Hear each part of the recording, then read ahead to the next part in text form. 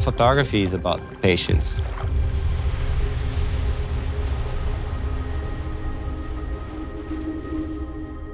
You have to choose your moment. So you have to be patient and you have to be prepared, especially when you're talking ocean photography. It's nature. You can't predict that.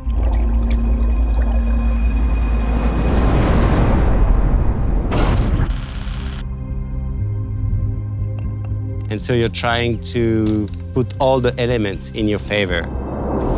It means working with the right surfers and working with the right equipment, getting the right camera to freeze these moments. I want a fast camera that is very reactive because it's gonna happen once, and if you miss it, then you're not gonna be able to make it happen again. I'm based here in Tahiti for this wave at Chopo, and so basically I'm waiting all year for the right conditions to happen. It's like a window where everything happened, and that's when you have to be ready. Chopo is very famous, but it's one of the heaviest waves in the world. It can be very dangerous. It's very shallow, it's really heavy. The whole ocean is breaking on dry reef. I've seen some accidents, people getting injured, and all of a sudden it's a different story. But the reward is insane. Time stops, basically, when you're into that commitment. It's like a game. You're trying to get the action, and I like that challenge.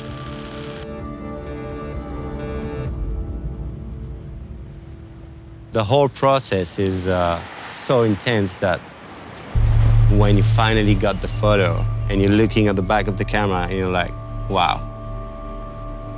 It's pure joy to capture this moment. I've been using Canon cameras for years, and I've had all these 1DX series. But this new body, there are 3 major improvements: the focusing, then how many frames per second the camera is capturing, but also the buffer having no limits. And I think all these factors are really important for sport photographer because you want to be ready and you don't want to be restricted by your camera. I'm out there shooting photo from the water at Chopo. The game is to be in the barrel for a split second with the surfer and be as close as possible. That's why I'm using a fisheye. So imagine now how short that moment is. Having 20 frames per second is a game changer. And that's what I've been discovering this last few days using the 1DX3.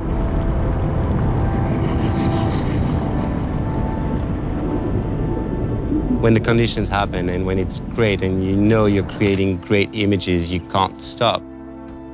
That's how sometimes you end up swimming for 8 to 10 hours just because it's so good.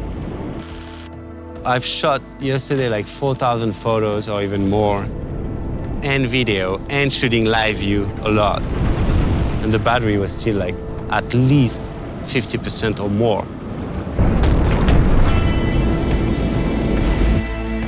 Well, because the ocean is always different, is always offering different conditions.